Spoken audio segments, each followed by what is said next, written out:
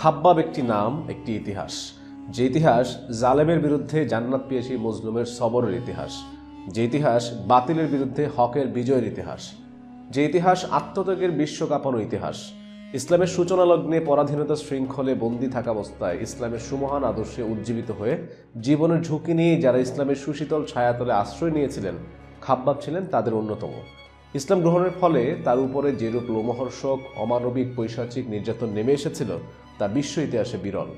তবু আল্লাহ ও তদীয় রাসূলের প্রতি তার দৃঢ় ঈমান এসব নির্যাতনকেও হার মানিয়েছিল। ফলে শত জুলুম নির্যাতন সহ্য করেও তিনি দ্বীনের উপর অবিচল ছিলেন আল্লাহ ও রাসূলের প্রতি আনুগত্যশীল। নির্যাতিত এই সাহাবীর ঘটনাবহুল জীবনীতে আমাদের জন্য অনেক শিক্ষণীয় বিষয় রয়েছে। সে কারণে আলোচ্য নিবন্ধে দর্শকদের উদ্দেশ্যে এই জলিলুল কদর সাহাবীর সংক্ষিপ্ত জীবন ইতিহাস তুলে ধরা হবে। আশা করি আপনাদের সবার ভালো লাগবে, তাই বিস্তারিত জানতে শেষ পর্যন্ত আমাদের সাথেই থাকুন।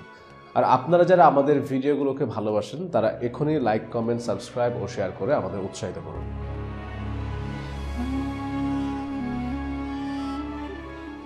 প্রথমে জানাবো নাম ও বংশ পরিচয়। তার নাম খাব্বাব, পিতার নাম আল আরাত, দাদার নাম জান্দালাহ। তার বংশধারা হচ্ছে খাব্বাব বিন আল আরাত বিন জান্দালা বিন সাদ বিন খুজাইমা বিন কাব বিন সাদ বিন জায়েদ মানা। তিনি বনু তামিম গোত্রের সন্তান। তার কুনিয়াত আবু ইয়ায়া আত তামিমি, তবে কারো কারো মতে তার কুনিয়াত আবু আবদুল্লাহ। তার জন্ম তারিখ সম্পর্কে তেমন কিছু জানা যায়নি। যেভাবে কৃতদাস হলেন খাব্বাব, সমাজের আর 10টা কিশোরের ন্যায় খাব্বাবও স্বীয় পিতামাতার নিকটেই স্বাধীনভাবে বেড়ে উঠেছিলেন। কিন্তু আচমকা তাদের গোত্রের উপর ঝাঁপিয়ে পড়ে আরবের অন্য একটি গোত্র। অতর্কিত আক্রমণ চালিয়ে তারা গৃহপালিত পশু ও সম্পদ লুট করে নেয়, তাদের পুরুষদের হত্যা করে এবং নারী ও শিশুদের বন্দী করে দাসে পরিণত করে। শুরু হয় গোলামী জীবনের বিভীষিকাময় অধ্যায়। এ হাত ওই হাত বদল হয়ে খাব্বাবকে উঠানো হয় মক্কার কৃতদাস বেচাকেনার হাটে। তখনও তিনি যৌবনে পদার্পণ করেননি। সুঠাম দেহের অধিকারী বালক খাব্বাবের চেহারায় ছিল বুদ্ধিমত্তার ছাপ। কর্মস্পৃহা ও দক্ষতার চিহ্ন ফুটে উঠেছিল তার পুরো অবয়বে। এক নজরেই পছন্দ হবে যে কারো। তার চোখ পড়ল খাব্বাব বিন আল আরাতের উপর। দেখা মাত্রই পছন্দ হলো। চাহিদার সাথে প্রাপ্তির অপূর্ব সংযোগ ঘটল, বরং প্রত্যাশার চাইতে প্রাপ্তিই যেন বেশি হলো। এভাবেই দাসত্বের শৃঙ্খলে আবদ্ধ হলেন নির্যাতিত সাহাবী খাব্বাব রাদিয়াল্লাহু আনহু। তরবারি নির্মাণে দক্ষতা অর্জন ও প্রসিদ্ধি লাভ। উম্মে আনমার খাব্বাবকে খরিদ করার পর মক্কার একজন কর্মকারের নিকটে তরবারি নির্মাণের প্রশিক্ষণ গ্রহণের জন্য প্রেরণ করে। গভীর মনোনিবেশের সাথে খাব্বাব প্রশিক্ষণ গ্রহণ করেন। মেধাবী খাব্বাব অল্প দিনের মধ্যেই তরবারি নির্মাণ শিল্পে বিশেষ দক্ষতা লাভ করেন।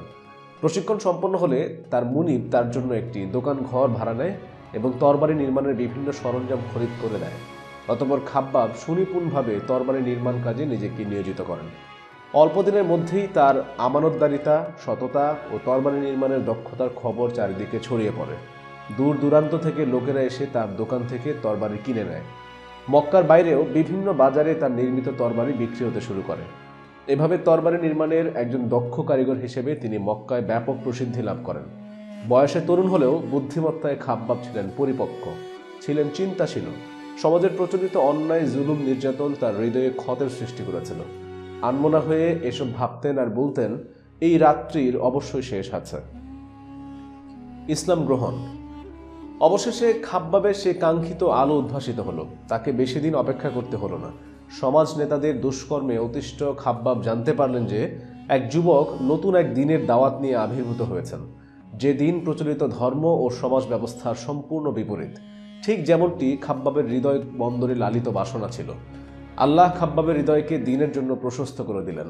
অতঃপর কাল বিলম্ব না করে তিনি ছুটে মুহাম্মদ বিন আবদুল্লাহ সাহাবী রাহমাতুল্লাহ আলাইহির নিকটে গেলেন। সেখানে গিয়ে তার কথা শুনে মুগ্ধ হলেন। সাথে সাথে হাত বাড়িয়ে দিয়ে রাসূল সাল্লাল্লাহু আলাইহি সাল্লামের হাতে হাত রেখে পরম তৃপ্তির সাথে ঘোষণা করলেন, আমি সাক্ষ্য দিচ্ছি যে আল্লাহ ব্যতীত কোনো উপাস্য নেই এবং মুহাম্মদ সাল্লাল্লাহু আলাইহি সাল্লাম তার বান্দা ও রাসূল। আর এভাবেই তিনি শামিল হলেন পৃথিবীর প্রথম সারির মুসলমানদের কাতারে। রচিত হলো এক অন্য ইতিহাস। মর্মান্তিক নির্যাতনের শিকার খাব্বাব রাদিয়াল্লাহু আনহু। খাব্বাবের জীবনে শুরু হলো নতুন অধ্যায়, জুলুম নির্যাতনের অধ্যায়। শুরু হলো ঈমান ও সবরের কঠিনতম পরীক্ষা। খাব্বাব রাদিয়াল্লাহু আনহু ছিলেন প্রথম প্রকাশ্যে ইসলাম প্রকাশকারী।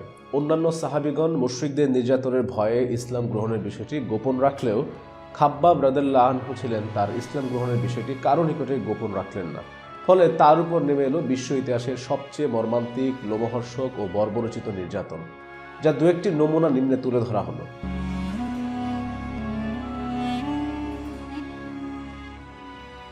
খাব্বাব রাদিয়াল্লাহু আনহু এর মুনিব উম্মে আনমার ছিল নিষ্ঠুরতার মূর্ত প্রতীক। খাব্বাবের ইসলাম গ্রহণের কথা শুনে সে রেগে অগ্নিশর্মা হয়ে গেল। আপন ভাই সিবা বিন আব্দুল উজ্জাকে পাঠালো খাব্বাবের নিকটে। সিবা স্বগোত্রীয় একদল যুবক ও তরুণকে সাথে নিয়ে খাব্বাবের নিকট গেল। খাব্বাব তখন নিত্যদিনের মতো দোকানের নিজ কর্মে ব্যস্ত ছিলেন। সিবা খাব্বাবের দিকে এগিয়ে বলল, তোমার ব্যাপারে আমাদের নিকটে একটি খবর পৌঁছেছে, আমরা সেটি বিশ্বাস করিনি। খাব্বাব বললেন, কি খবর? সিবা বলল, তুমি নাকি ধর্মত্যাগ করেছ এবং বনু হাশেমের এক যুবকের অনুসারী হয়েছ। খাব্বাব নির্দ্বিধায় জবাব দিলেন, আমি ধর্ম ত্যাগ করিনি, বরং আমি ঈমান এনেছি এক আল্লাহর প্রতি যার কোনো শরিক নেই, আর আমি তোমাদের প্রতিমাগুলোকে পরিত্যাগ করেছি এবং আমি সাক্ষ্য দিচ্ছি যে নিশ্চয়ই মুহাম্মদ সাল্লাল্লাহু আলাইহি ওয়াসাল্লাম আল্লাহর বান্দা ও রাসূল। এই জবাব শোনার সাথে সাথে সিবা ও তার সাথীরা খাব্বাবের উপর ঝাঁপিয়ে পড়ে। সকলে মিলে কিল, ঘুষি, লাথি সবই চালায় তার উপরে। এমনকি খাব্বাব মাটিতে পড়ে গেলে তাকে পা দিয়ে পিষতে শুরু করে। এভাবে এসব নরপিশাচরা তাকে রক্তাক্ত করে ফেলে চলে যায়। ইতিপূর্বে কেউ মুহাম্মাদের দিন গ্রহণ করে প্রকাশ্যে ঘোষণার দুঃসাহস দেখাতে পারেনি। কুরাইশ নেতাদের উৎসাহে কাফিরের দলবল খাব্বাবের উপর নানা তরিকায় নির্যাতন শুরু করে। তারা খাব্বাবকে মক্কার বালুময় উত্তপ্ত উপত্যকায় নিয়ে যায়। সেখানে গিয়ে তার গায়ের জামা খুলে ফেলে লৌহবর্ম পরিধান করিয়ে ঘণ্টার পর ঘণ্টা ফেলে রাখে। উপর থেকে সূর্যতাপ, নিচ থেকে জমিনের উত্তাপ ও শরীরে পড়ানো লৌহ বর্মের তাপ, এই ত্রিমুখী তাপে খাব্বাবের জীবন প্রায় অষ্টাগত ছিল। তৃষ্ণায় ছটফট করলেও তাকে পানি দেওয়া হতো না। পানি চাইলে এরা বলে, মুহাম্মদ সম্পর্কে তোমার মতামত কি? কঠিন নির্যাতনের শিকার তৃষ্ণার্ত খাব্বাব এই অবস্থায়ও দৃঢ়চিত্তার ভাব জবাব দেয়, তিনি আল্লাহর বান্দা ও রাসূল। তিনি আমাদেরকে অন্ধকার থেকে আলোর দিকে নিয়ে আসার জন্য সত্য ও কঠিন দিন সহ প্রেরিত হয়েছেন। এই জবাব শুনে কাফেররা আরও ক্ষিপ্ত হয়ে ওঠে, পুনরায় নির্যাতন শুরু করে। অতঃপর আবার জিজ্ঞেস করে, লাত ও উজ্জা সম্পর্কে তোমার অভিমত কি? স্পষ্টবাদী খাব্বাব এবারও দ্ব্যর্থহীনভাবে জবাব দেন, বোবা বধির দুটি মূর্তি, যাদের পক্ষে কারো ক্ষতি বা কল্যাণ করার কোনো ক্ষমতা নেই। অতঃপর আবার শুরু হয় মারপিট। এভাবেই চলতে থাকে নির্যাতন। জ্বলন্ত লোহার উপর চিৎ করে শুইয়ে দিয়ে নির্যাতন। নগ্ন দেহে লৌহ বর্ম পরিধান করিয়ে নির্যাতনের পরীক্ষায়ও খাব্বাব উত্তীর্ণ হলেন। নেতারা হতাশ ও কিংকর্তব্য বিমূঢ় হয়ে গেল।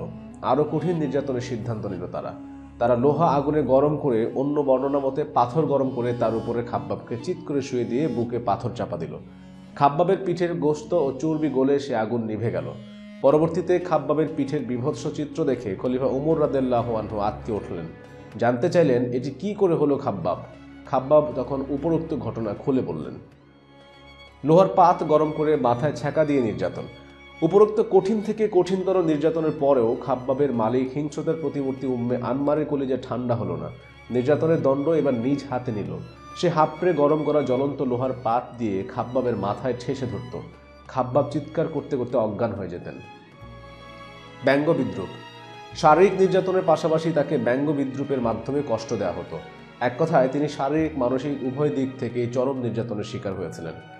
আস বিন ওয়াইল আস সাহনি নামক এক কাফেরের নিকট তার তরবারি বিক্রির কিছু অর্থ পাওনা ছিল। একদিন তার বাড়িতে গেলেন বকে আদায়ের জন্য। সেখানে গিয়ে বিদ্রুপের শিকার হলেন।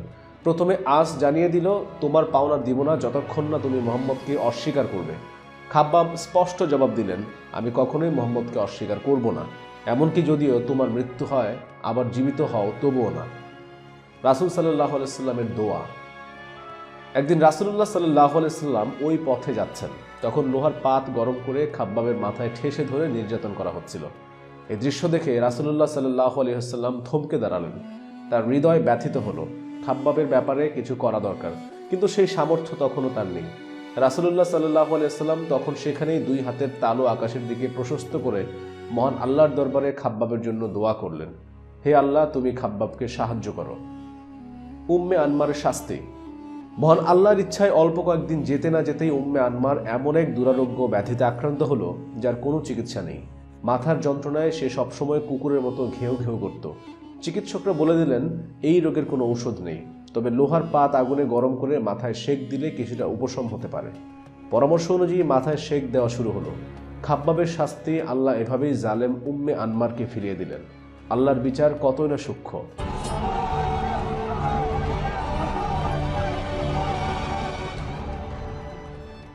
জিহাদে অংশগ্রহণ।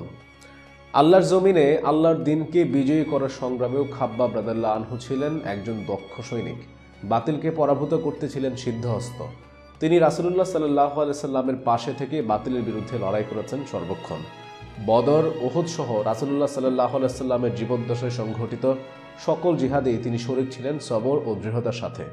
উহুদের যুদ্ধে তিনি মক্কায় তাকে নির্যাতনকারী উম্মে আনমারের ভাই সিবা বিন আব্দুল উজ্জার পরিণতিও স্বচক্ষে দেখেছিলেন। সেদিন হযরত হামজা রাদিয়াল্লাহু তাআলা আনহু এর হাতে সে নিহত হয়েছিল। আর্থিক সচ্ছলতা ও দানশীলতা। দারিদ্র্যের কষাঘাতে জর্জরিত খাব্বাব রাদিয়াল্লাহু আনহু শেষ জীবনে আর্থিকভাবে সচ্ছলতা লাভ করেন। খলিফা ওমর ও ওসমান রাদিয়াল্লাহু আনহু এর শাসনামলে তার জন্য রাষ্ট্রীয় ভাতা নির্ধারণ করা হয়। এতে তার সচ্ছলতা ফিরে আসে। পরবর্তীতে তিনি কুফায় একটি বাড়ি নির্মাণ করেন। তবে তিনি অর্থের প্রতি কখনো আগ্রহী ছিলেন না, বরং আখিরাতে জবাবদিহিতার ভয়ে ভীত থাকতেন সবসময়। তিনি দানের প্রতি এতটাই উদার ছিলেন যে কুফার বাড়িতে পৃথক একটি কক্ষ নির্ধারণ করেছিলেন, যেখানে তিনি অর্থ জমা রাখতেন। যে কক্ষের কোনো তালা চাবি ছিল না, কোনো অনুমতির প্রয়োজন ছিল না। লোকেরা সেখানে যেত এবং তাদের চাহিদা মতো মাল গ্রহণ করত। এভাবে সাহায্য প্রার্থী বা ফকির মিসকিনদের জন্য সম্পদের ভান্ডার খুলে দেওয়ার দৃষ্টান্ত সত্যিই বিরল। সমাজের ধনিক শ্রেণী বিষয়টি ভেবে দেখবেন কি? जानते हो अरब का इतना ऊंचा कुर्ता पहनने का मतलब यानी सुन्नत को तोड़ना है। क्या नहीं तोड़ी तुमने सुन्नत? মৃত্যু ও দাফন।